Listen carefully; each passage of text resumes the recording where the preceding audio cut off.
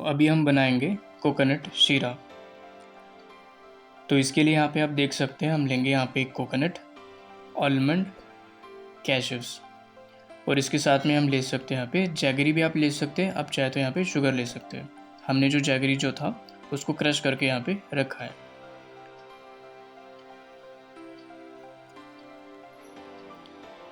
तो चलिए हम इसको जो भी यहाँ पे कोकोनट, आलमंड, जो कैशूस है, इसको हमने यहाँ पे ग्राइंड करके एक पेस्ट बना लेंगे। उसमें अभी हम ऐड करेंगे यहाँ पे कोकोनट, फिर ऐड करके यहाँ पे आलमंड और फिर उसमें ऐड करेंगे कैशूस और इसके साथ में ही हम यहाँ पे ऐड करेंगे 2 पीस ऑफ इलायची। इलायची से क्या होता है, एक अच्छे से इसमें आपको फ्रेग्रेंस आएगा और टेस्ट भी अच्छा लगेगा आपको। तो चलिए हम इसको बनाएंगे अभी यहाँ पे एक पेस्ट। तो अभी मैंने इसको यहाँ पे पेस्ट बना लिया है। आप इसमें देख सकते हैं यहाँ पे जो कंसिस्टेंसी है जो पेस्ट की बहुत अच्छी है यहाँ पे। तो चलिए हम बनाएंगे अभी उसकी प्रोसेस। तो पहले यहाँ पे हमने पैन को हीट करेंगे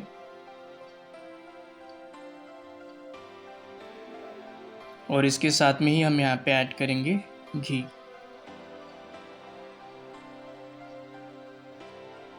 तो 1 टेबलस्पून ऑफ घी इसमें ऐड करेंगे।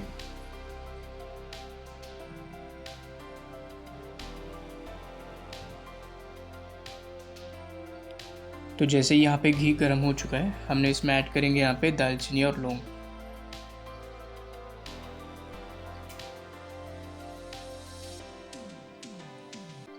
जैसे यहाँ पे दालचीनी और लौंग घी में रोस्ट हो चुका है और इसमें इमिडिएटली हम ऐड करेंगे यहाँ पे कोकोनट का पेस्ट।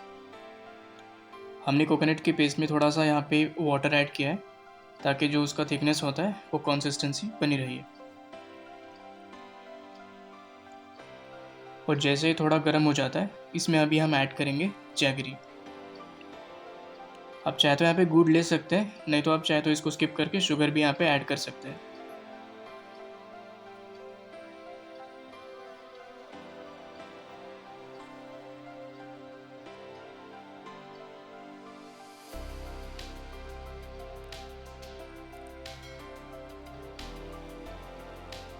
तो अभी ये थोड़ा हमने इसको यहाँ पे मिक्स करके देखेंगे और इसकी थिकनेस अगर ज़्यादा हो रहा है तो इसमें थोड़ा सा आप चाहे तो वाटर भी ऐड कर सकते हैं।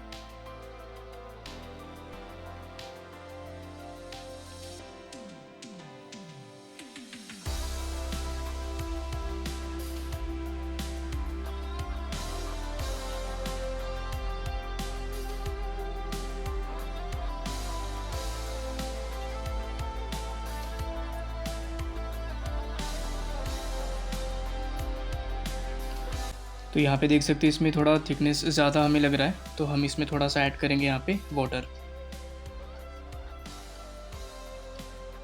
तो फिर से एक बार हम इसको यहाँ पे मिक्स करके चेक करेंगे।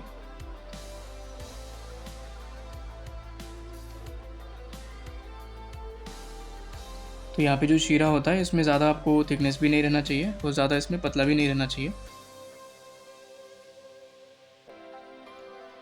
तो अभी ये बनके तैयार हो चुका है। हमने अभी यहाँ पे स्टोव को ऑफ कर लिया है। तो अभी हमारा यहाँ पे जो शीरा है जो वो बनके तैयार हो चुका है। अभी हम इसको लेंगे एक बाउल में।